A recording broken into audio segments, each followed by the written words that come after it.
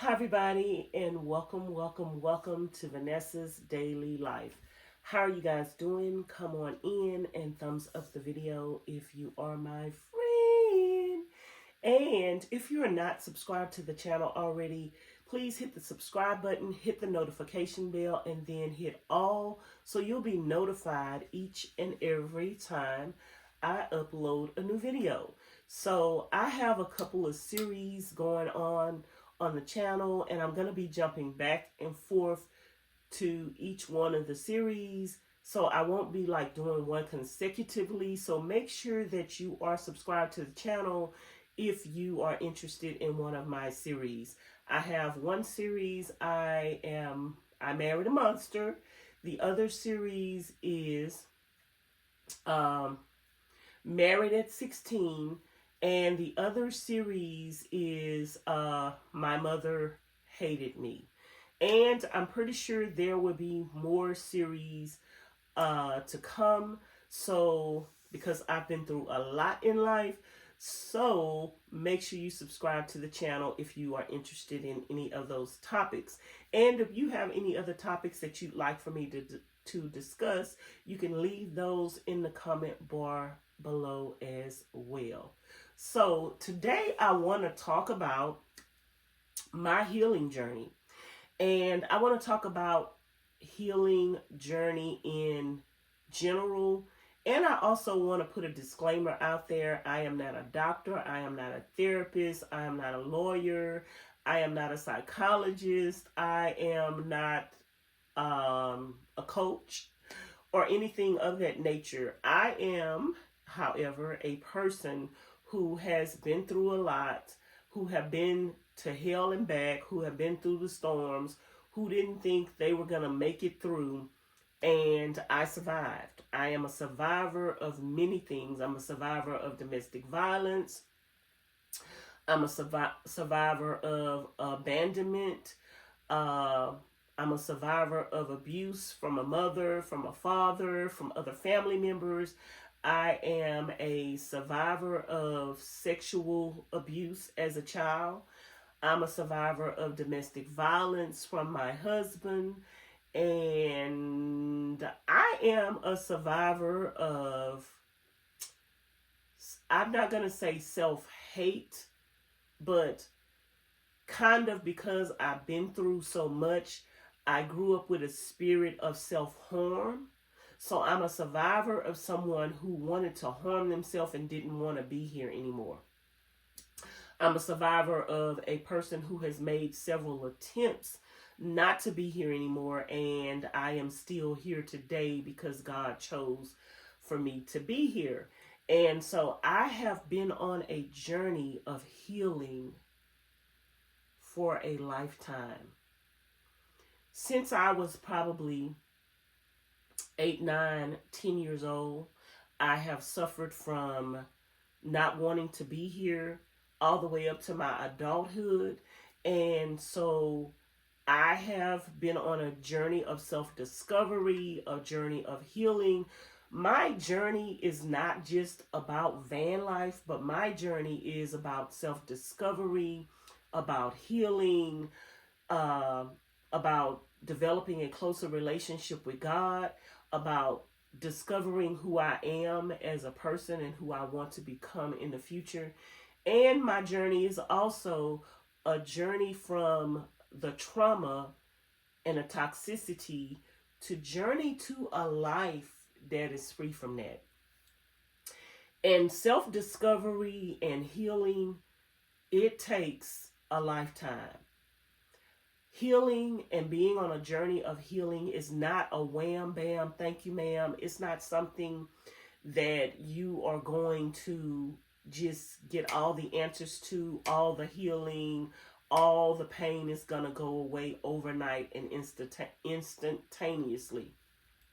So you have to be committed to the journey. And you have to realize you're not going to always get everybody to participate in your healing and in your journey. And I think sometimes the journey to healing takes longer when you are stuck in the train of thought that your healing is dependent on someone else. And let me give you an example of that. Say, for instance, you were abused as a child by your mother, and you want closure from your mother in order to receive healing. And your mother is not a willing participant in the closure. She doesn't want to admit the things that she did. She doesn't want to talk about the things that she did. She doesn't want to apologize for the things that she did. She doesn't even want to have a conversation about it. So if you are waiting a lifetime for those things to happen, you're going to be waiting for your healing journey to start for a lifetime.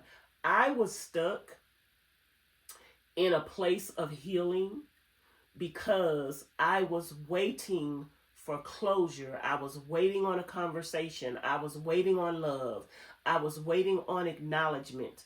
And it never, ever, ever came. And the longer I stayed in that state of mind of waiting for something to come that was never going to come, I became I wanted to hurt myself. I didn't want to be here anymore. I was tired. And it almost destroyed me.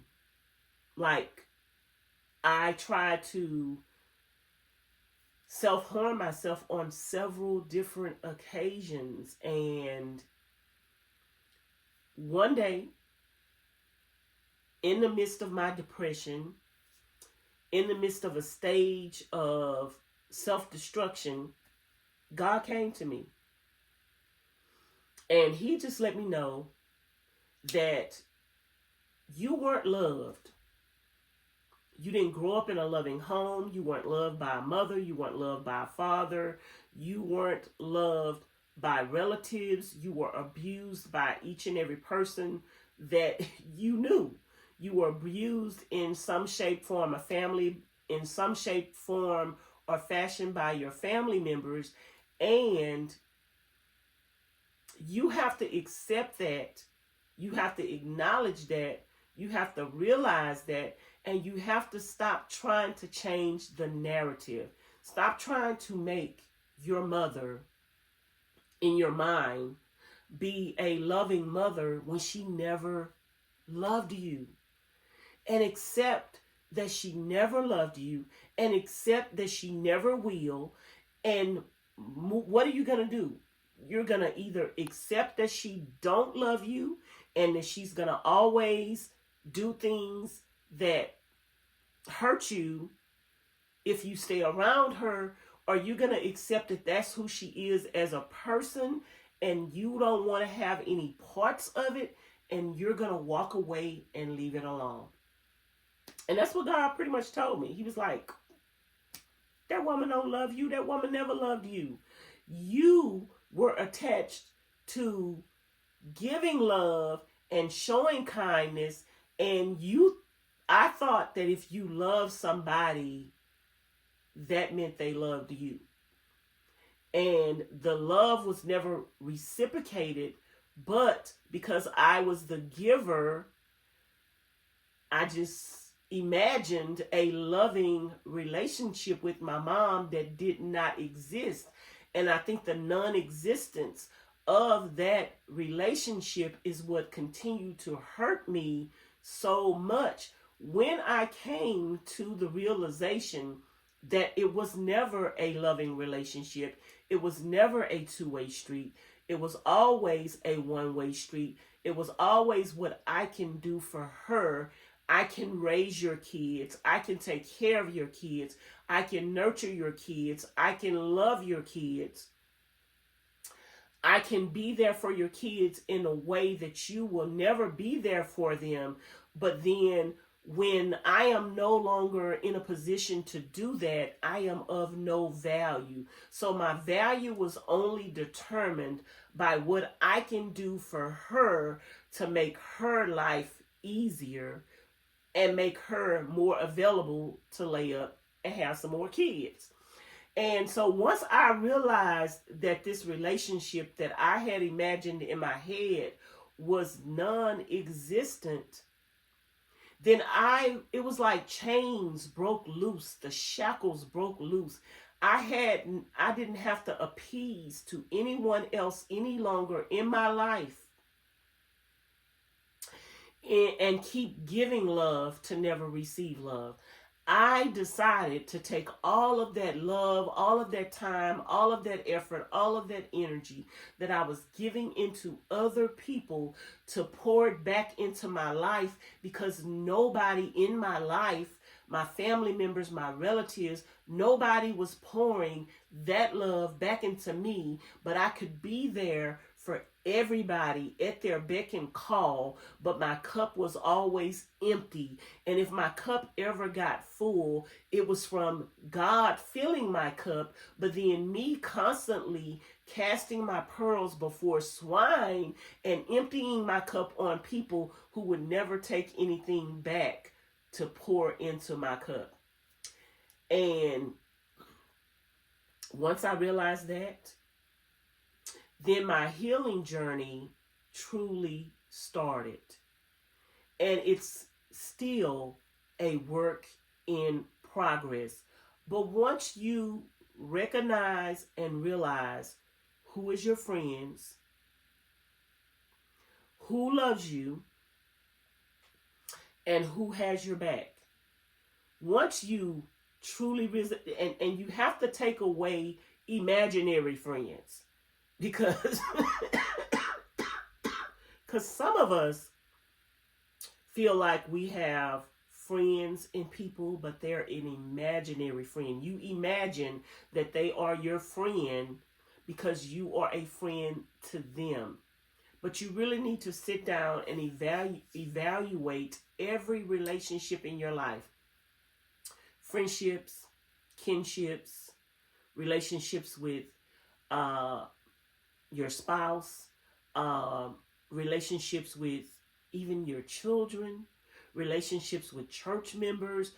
You need to sit back and even evaluate the relationship with yourself. Like, how can you expect someone to be loving, to be kind, to be supportive, to be genuine with you when you are allowing yourself to be a doormat? Loving, the love that you want to receive from others has to start with you. You have to give that love to yourself first. You have to have standards that you will not allow people to cross, so that way you are not allowing yourself to be abused and used. And that's a part of loving yourself. Once you set those standards, you're setting those standards because you love yourself, and you're setting those standards because people will cross the line if you don't have standards. People will take advantage of you. People will use you. People will try to hurt you if you don't have standards.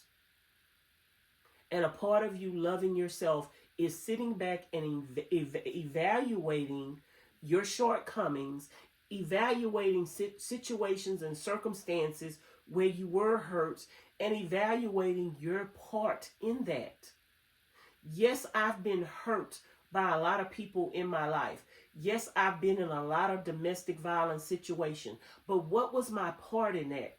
And I had to acknowledge to myself my part was I stayed.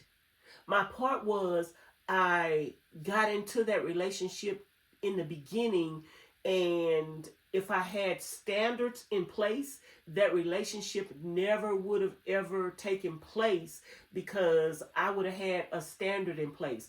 I would not date a man that doesn't have this, doesn't do that, doesn't have a job, doesn't have a relationship with God. The more standards that you have in place for yourself,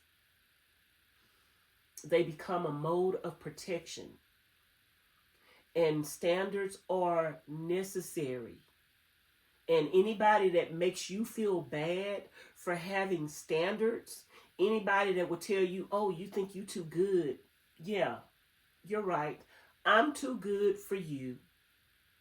And you want me to lower my standards so that you can come in my life and be a disruption to my life, and you want me to waste my time on you when you're not even worth my time to begin with.